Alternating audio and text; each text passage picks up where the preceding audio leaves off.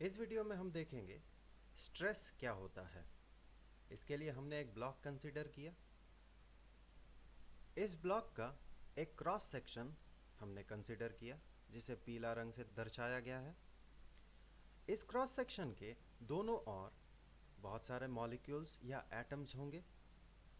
तो ये रहे हमारे मॉलिक्यूल्स या एटम्स। बहुत सारे मॉलिक्यूल्स में से हमने सिर्फ 3 set of molecules he consider किया। जब इस ब्लॉक पे फोर्स अप्लाई किया जाता है तो ये ब्लॉक कंप्रेस्ड होगा। अगर ये कंप्रेशनल फोर्स है, एक बार फिर से देखें, फोर्स लगने से पहले का स्थिति, हमने फोर्स अप्लाई किया तो ये ब्लॉक कंप्रेस्ड हो जाएगा तथा जितने भी मॉलिक्यूल्स है एक दूसरे के करीब आ जाएंगे। मॉलिक्यूल्स के करीब आने के कारण ये मॉलिक्यूल्स एक दूसरे को रेपल करेंगे। पहला सेट एक दूसरे को मान लेते हैं F1 फोर्स से रेपल करता हो, दूसरा सेट एक दूसरे को F2 फोर्स से रेपल कर रहा हो, तीसरा सेट एक दूसरे को F3 फोर्स से रेपल कर रहा हो।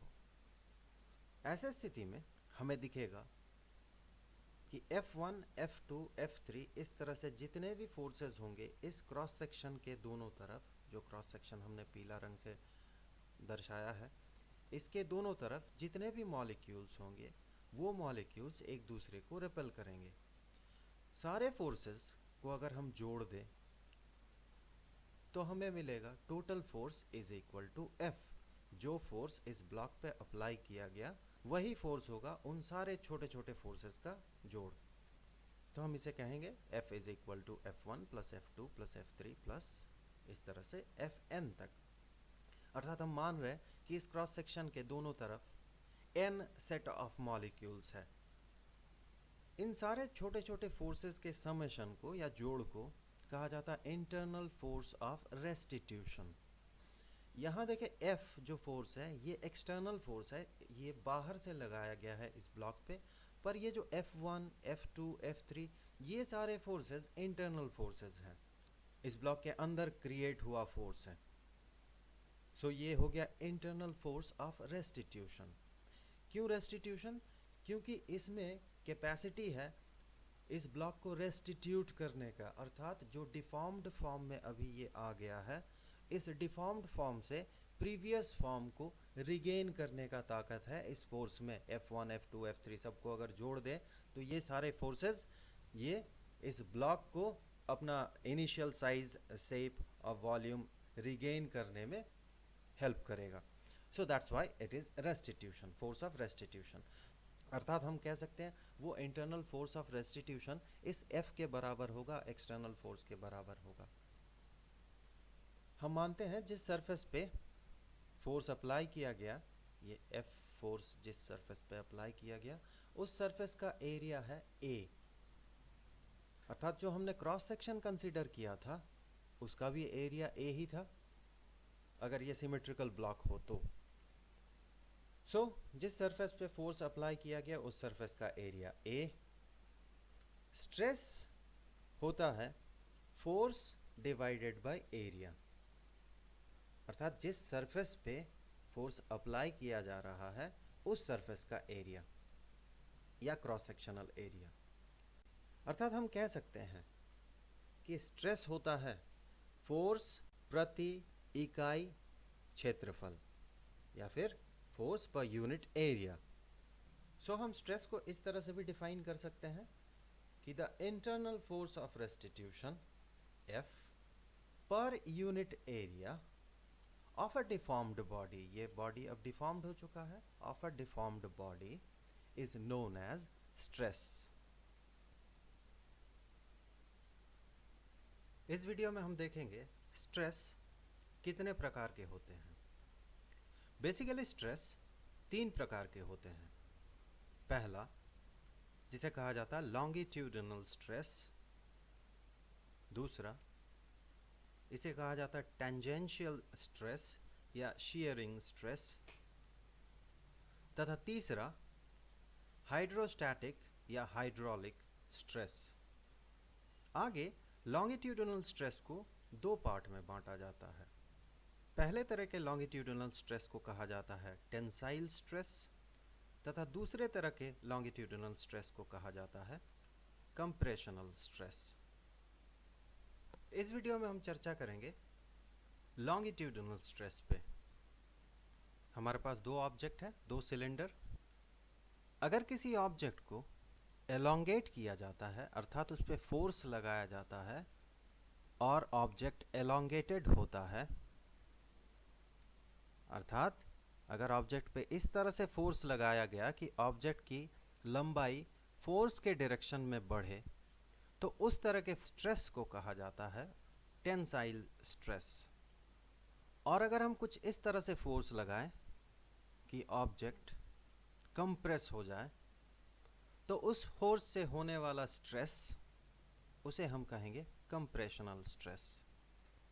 अर्थात फोर्स के डायरेक्शन में अगर ऑब्जेक्ट कंप्रेस कर जाता हो तो उस तरह के स्ट्रेस को कहा जाता है कंप्रेशनल स्ट्रेस।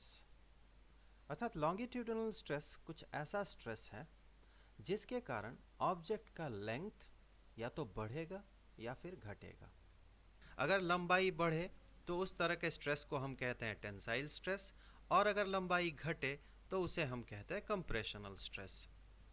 अब लॉन्गिट्यूडिनल स्ट्रेस को इवैल्यूएट करने के लिए हमें एक सरफेस एरिया चाहिए।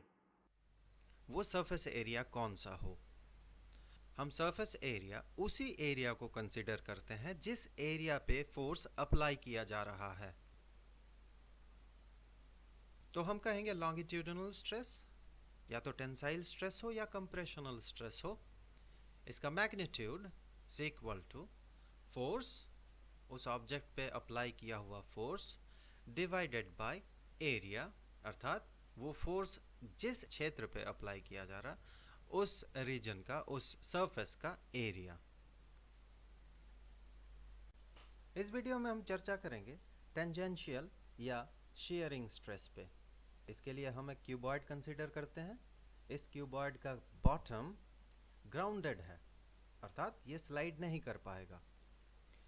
अगर हम इस क्यूबॉइड के टॉप में कुछ इस तरह से फोर्स अप्लाई करें कि वो फोर्स इस टॉप सरफेस पे टेंजेंट हो, उस फोर्स का डायरेक्शन, तो फोर्स कुछ ऐसा होगा और ऑब्जेक्ट कुछ शीयर्ड हो जाएगा। इस फोर्स के कारण, इस शीयरिंग फोर्स के कारण जो स्ट्रेस जनरेट होता है इस ऑब्जेक्ट पे, उस स्ट्रेस को कहा जाता है शीयरिंग स्ट्रेस या टेंजेंशियल स्ट्रेस। टेंजेंशियल स्ट्रेस क्यों?